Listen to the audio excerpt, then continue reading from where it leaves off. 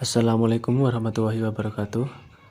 Kami dari kelompok 11 akan mempresentasikan hasil diskusi dari kelompok kami mengenai asuransi.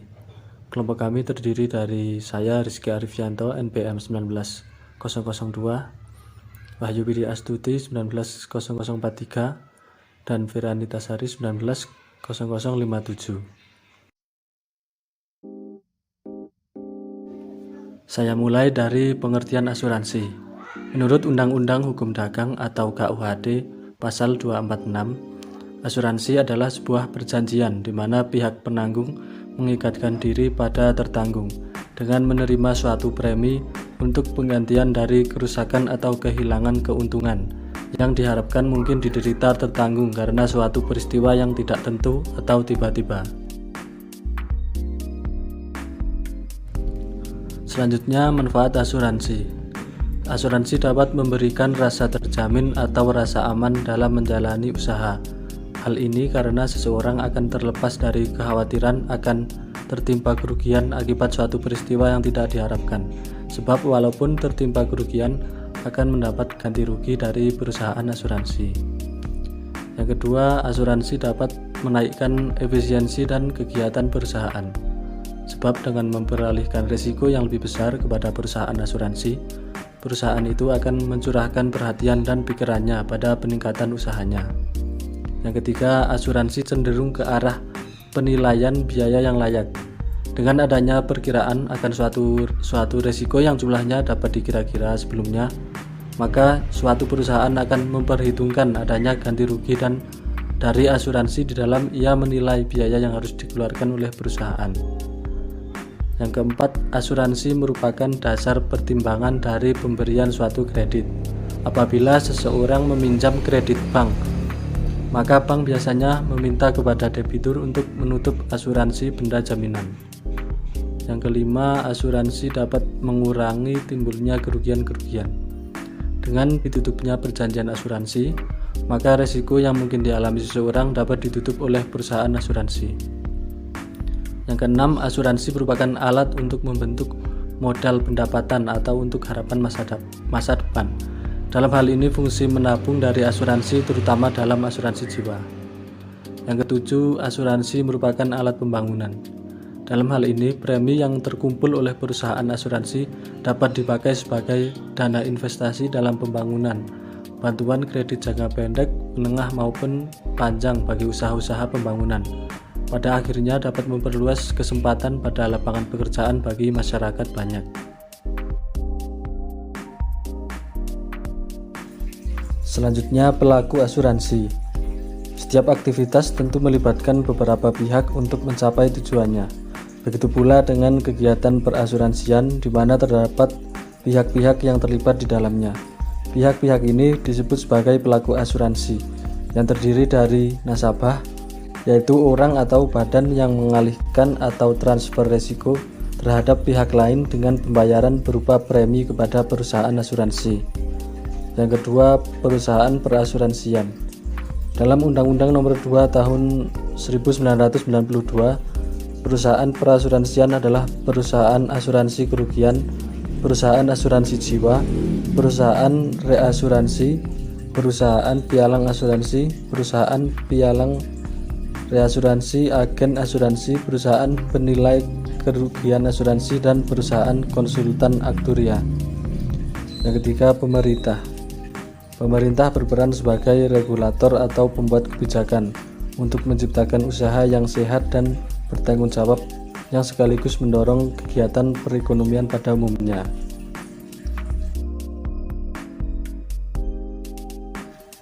Selanjutnya, unsur-unsur dalam asuransi. Berdasarkan definisi asuransi dalam pasal 246 KUHD, terdapat 4 unsur yang terkandung dalam asuransi. Yang pertama, pihak tertanggung atau insured yang berjanji untuk membayar uang premi kepada pihak penanggung sekaligus atau secara berangsur-angsur. Yang kedua, pihak penanggung atau insure yang berjanji akan membayar sejumlah uang atau santunan kepada pihak tertanggung sekaligus atau secara berangsur-angsur apabila terjadi sesuatu yang mengandung unsur tak tertentu. Yang ketiga, suatu peristiwa atau accident yang tak tertentu atau tidak diketahui sebelumnya. Yang keempat, kepentingan atau interest, yang mungkin akan mengalami kerugian karena peristiwa yang tak tertentu. Terdapat 4 asas asuransi. Yang pertama adalah asas indemnitas atau asas ganti rugi. Menurut asas ini, ganti rugi yang diberikan oleh penanggung adalah sejumlah harga atau nilai pertanggungan yang diadakan. Jadi apabila pihak tertanggung mengalami kerugian, maka ia hanya menerima penggantian dari pihak penanggung setinggi-tingginya sebesar kerugian yang dideritanya, dan ini tidak boleh melebihi jumlah dari nilai pertanggungan yang sesungguhnya. Yang kedua adalah asas kepentingan yang dapat diasuransikan. Menurut pasal 250 KUHD menyebutkan, apabila seseorang yang telah mengadakan suatu pertanggungan untuk sendiri atau seseorang telah diadakannya pertanggungan itu tidak mempunyai suatu kepentingan terhadap barang yang dipertanggungkan itu, maka si penanggung tidak diwajibkan memberi ganti rugi. Yang ketiga adalah asas etikat baik atau asas kejujuran yang sempurna. Berdasarkan pasal 251 KUHD, setiap keterangan yang keliru atau tidak benar ataupun setiap tidak memberitahukan hal-hal yang diketahui oleh tertanggung, betapapun etikat baik ada padanya, yang demikian sifatnya sehingga seandainya di penanggung telah mengetahui keadaan yang sebenarnya, perjanjian itu tidak ditutup atau tidak ditutup dengan syarat-syarat yang sama, mengakibatkan batalnya pertanggungan. Yang keempat adalah asas subrogasi bagi penanggung. Menurut asas ini, asuransi diancam batal apabila diadakan asuransi yang kedua atas suatu kepentingan yang telah diasuransikan dengan nilai penuh.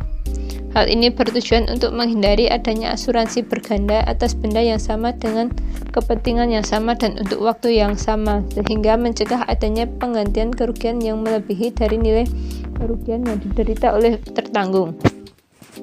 Subrogasi dalam asuransi adalah subrogasi berdasarkan undang-undang. Oleh karena itu, asas subrogasi hanya dapat ditegakkan apabila memenuhi 2 syarat sebagai berikut. Yang pertama adalah apabila tertanggung di samping mempunyai hak terhadap penanggung masih mempunyai hak terhadap pihak ketiga. Yang kedua adalah hak tersebut timbul karena terjadinya suatu kerugian. Subjek dan objek asuransi. 1. Penanggung. Penanggung adalah pihak yang menerima pengalihan risiko, di mana dengan mendapat premi berjanji akan mengganti kerugian sejumlah uang yang disetujui jika terjadi peristiwa yang tidak dapat diduga sebelumnya yang mengakibatkan kerugian bagi tertanggung. Hak-hak dari penanggung adalah menerima premi, mendapatkan keterangan dari tertanggung berdasarkan prinsip etikat baik pasal 251 KUHD, dan hak-hak lain sebagai imbalan dari kewajiban tertanggung. Kewajiban dari penanggung: memberikan polis kepada tertanggung dan membayar ganti rugi atas kerugian yang diderita tertanggung dalam hal asuransi kerugian, dan membayar santunan pada asuransi jiwa sesuai dengan kondisi polis. Yang kedua adalah tertanggung. Tertanggung adalah pihak yang mengalihkan risiko kepada pihak lain yang membayarkan sejumlah premi. Hak-hak dari tertanggung: menerima polis dan mendapatkan ganti rugi jika terjadi peristiwa yang tidak diharapkan yang terjamin kondisi polis.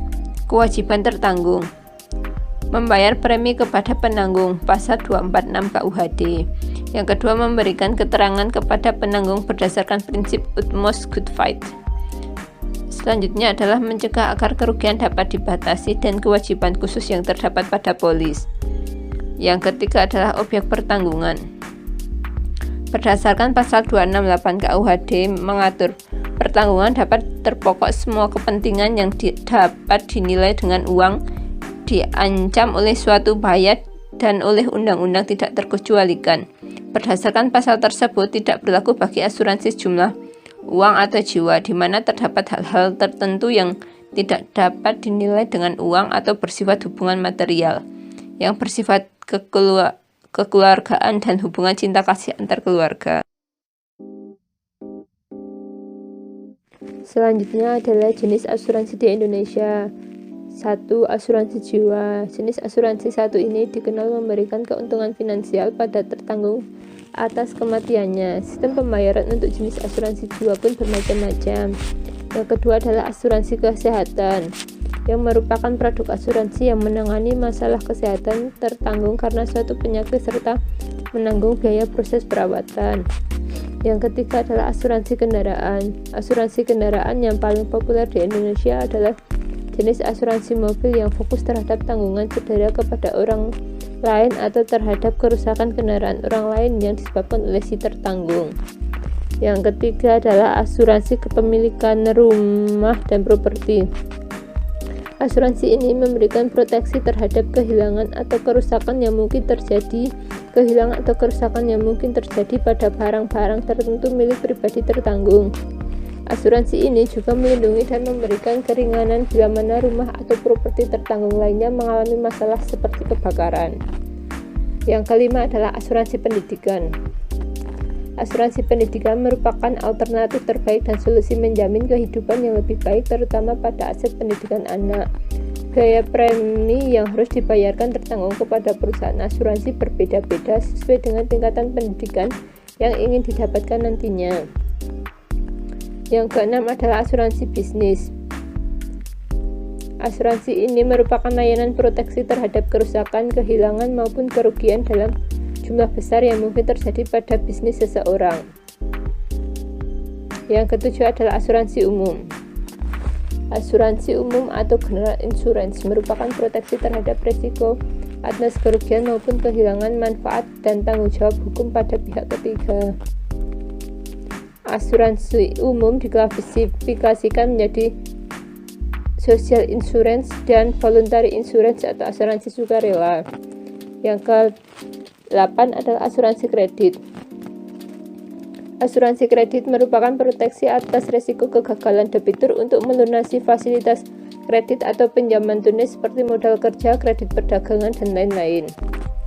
Yang ke-9 adalah asuransi kelautan. Jenis asuransi satu ini khusus ada di bidang kelautan yang fungsinya memastikan pengangkut serta pemilik kargo. Risiko yang mungkin terjadi sehingga terbentuknya asuransi ini adalah kerusakan kargo, kerusakan kapal, dan melukai penumpang. Yang ke-10 adalah asuransi perjalanan. Secara keseluruhan, fungsi asuransi perjalanan tak jauh berbeda dengan fungsi asuransi biasa sebagai salah satu bentuk proteksi kepada nasabah dalam jangka waktu pendek, yaitu selama pembeli premi melakukan perjanjian hingga kembali pulang. Manfaat dan perlindungan yang akan didapat dari memiliki asuransi perjalanan antara lain mendapatkan proteksi dan penanggungan biaya untuk kecelakaan yang menimpa pembeli premi, santunan kecelakaan pribadi, tanggungan biaya pengobatan darurat, pemulangan jenazah, evakuasi medis, hingga proteksi terhadap barang-barang bawaan yang memiliki risiko hilang atau rusak. Prinsip-prinsip asuransi. Yang pertama adalah insurable interest, yang berarti pelanggan mempunyai suatu kepentingan yang dapat diasuransikan. Hal ini timbul dari hubungan finansial yang diakui hukum. Orang dikatakan memiliki insurable interest atas objek yang diasuransikan bila orang tersebut menderita kerugian keuangan seandainya terjadi musibah atau objek tersebut. Yang kedua adalah utmost good faith. Utmost good faith prinsip yang menyatakan tertanggung calon pemegang polis wajib memberitahu penanggung secara jelas dan teliti mengenai fakta-fakta terkait barang yang akan diasuransikan serta tidak mengambil untung dari asuransi. Yang ketiga adalah indemnity. Indemnity merujuk pada klaim yang dibayarkan perusahaan asuransi kepada pihak tertanggung, di mana perusahaan asuransi harus mengembalikan posisi keuangan klien ke posisi sesaat sebelum terjadi kerugian. Yang keempat adalah subrogation. Subrogation adalah pengalihan hak tuntutan tertanggung kepada pihak ketiga apabila penanggung telah membayarkan sejumlah ganti rugi sejumlah kerugian yang diderita. Yang kelima adalah contribution. Contribution adalah hak penanggung meminta penanggung lain untuk berbagi kewajiban membayar ganti rugi. Prinsip ini biasanya berlaku antar perusahaan asuransi yang saling berbagi risiko untuk mengantisipasi kemungkinan klaim untuk objek yang bernilai besar. Yang keenam adalah proximate cause. Dalam praktek asuransi kadang sangat sulit menetapkan suatu peristiwa yang dianggap sebagai penyebab yang paling dominan atau paling efisien menimbulkan kerugian. Prinsip proximate cause dapat menjadi solusi untuk masalah ini. Sifat umum dari perjanjian asuransi. Yang pertama, sifat persetujuan.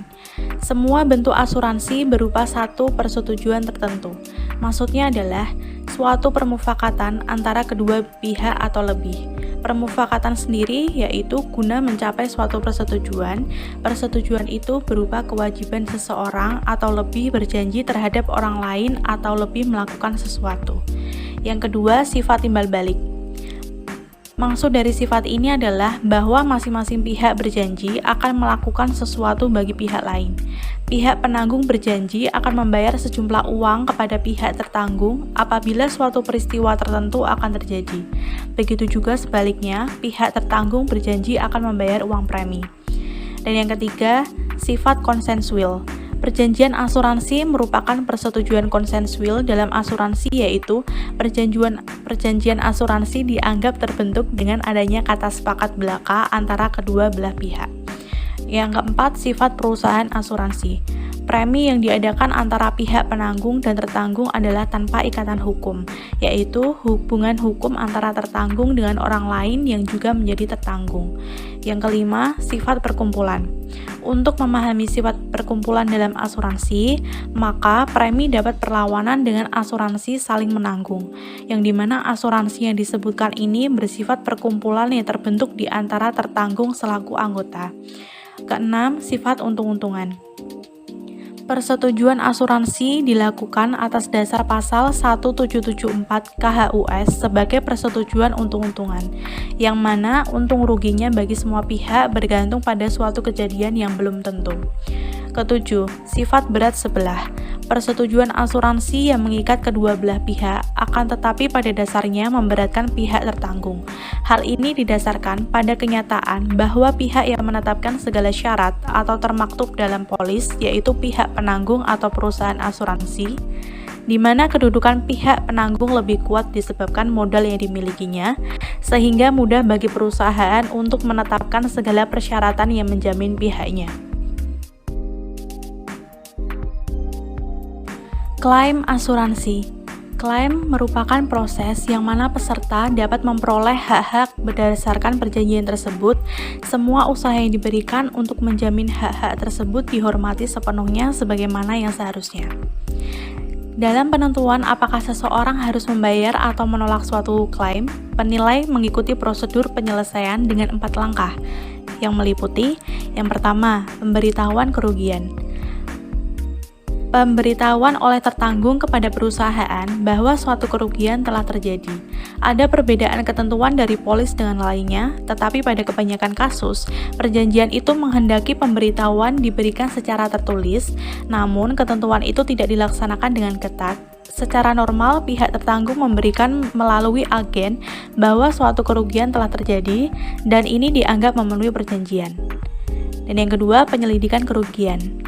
Penyelidikan dirancang untuk menentukan apakah kerugian yang terjadi itu sebenarnya dijamin oleh polis.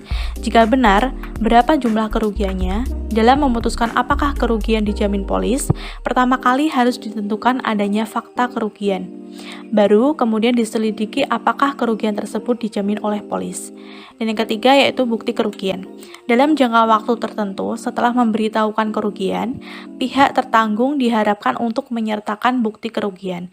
Ini bukti lain sekitar bukti kerugian. Penilaian biasanya membantu tertanggung dalam menyiapkan dokumen ini.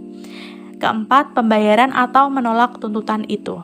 Jika semuanya berjalan dengan baik, perusahaan asuransi menarik suatu draft untuk membayar ganti rugi pada tertanggung. Jika tidak, pihak asuransi akan menolak klaim itu. Tuntutan bisa pudar karena tidak adanya fakta kerugian atau karena penilaian merasa bahwa jumlah tuntutan tidak patut. Yang kelima, kesulitan dalam penyelesaian kerugian. Tidak dapat dielakkan bahwa di sini ada ketidakcocokan kerugian. Dalam beberapa hal, pihak tertanggung mungkin akan merasa bahwa suatu kerugian seharusnya ditutupi oleh polis, tetapi dalam kenyataan tidak. Oleh sebab itu, mungkin ditemukan bahwa tertanggung dan penilai berbeda pendapat tentang jumlah kerugian itu. Dengan alasan tertentu, maka peranan penilai merupakan pekerjaan yang sensitif. Jika pihak yang diasuransikan tidak punya kekuatan menuntut perusahaan asuransi dalam hal terjadi perselisihan. Tetapi bila dilihat lebih dalam, pihak tertanggung masih punya kekuatan. Kebanyakan polis memberikan peluang untuk arbitrase atau permintaan salah satu pihak. Dalam hal penolakan yang didasarkan, pihak yang diasuransikan yang merasa diperlakukan tidak wajar boleh memohon kepada lembaga pemerintah yang ditugasi melindungi hak konsumen. Akhirnya, yang diasuransikan juga punya hak untuk menuntut melalui pengadilan sebagai alternatif terakhir. Jenis-jenis klaim. Yang pertama, klaim habis kontrak. Klaim habis kontrak merupakan klaim yang diajukan oleh peserta karena perjanjian berakhirnya sampai batas yang telah disepakati, misalnya 10 tahun. Yang kedua, klaim nilai tunai. Klaim nilai tunai merupakan klaim yang diakibatkan terjadinya peristiwa kematian pada peserta, pihak ahli waris yang tercantum pada polis atau pihak lain yang diberikan kuasa yang mengajukan klaim ke perusahaan asuransi. Yang ketiga, klaim nilai tunai sebagian.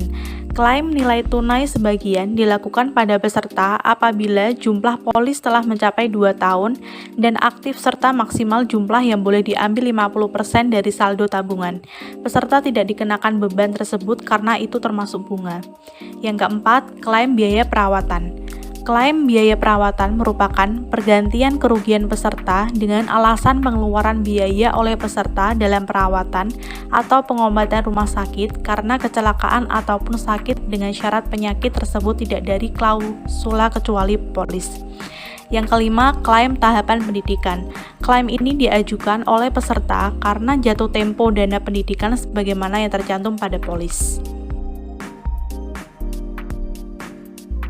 Terdapat beberapa perbedaan asuransi. Yang pertama, perbedaan asuransi jiwa dan asuransi kerugian. Jika asuransi jiwa menjadi objek pertanggungjawabannya yaitu jiwa manusia, sedangkan asuransi kerugian yang menjadi objek pertanggungjawabannya yaitu barang atau properti, seperti rumah, mobil, pabrik, dan lain-lain, dan kewajiban hukum terhadap pihak ketiga. Yang kedua, perbedaan asuransi dengan perjudian. Jika perjudian meliputi tidak memberikan akibat hukum, kepentingan atas peristiwa tidak tentu pada kedua belah pihak dengan diadakannya perjudian atau pertaruhan, sedangkan asuransi meliputi timbul suatu perikatan sempurna, kemudian kepentingan atas peristiwa tak tentu untuk tidak terjadi di luar atau sebelum ditutup perjanjian. Ketiga, perbedaan asuransi jiwa dan tabungan. Jika asuransi jiwa meliputi yang pertama, besarnya uang yang akan diterima dapat ditentukan sendiri oleh pemegang polis saat perjanjian dibuat. Kedua, ada unsur keharusan untuk membayar premi secara teratur. Ketiga, besarnya premi yang harus dibayar sudah ditetapkan berdasarkan perhitungan. Keempat, terdapat unsur proteksi finansial. Kelima, saat tertanggung meninggal dunia, jumlah uang yang diterima pasti, meski baru membayar premi yang kecil. Keenam, bersifat kolektif. Sedangkan tabungan meliputi yang pertama, besarnya uang yang diterima tergantung kemauan si penabung. Kedua, tidak ada unsur keharusan. Ketiga, besar uang yang ditabung tiap kali menabung tidak selalu tetap. Keempat, tidak terdapat fungsi proteksi terhadap risiko. Kelima, besarnya uang diterima tergantung jumlah tabungan ditambah bunga. Keenam, bersifat individual dan bebas. Sekian presentasi dari kelompok kami, kurang lebihnya kami mohon maaf.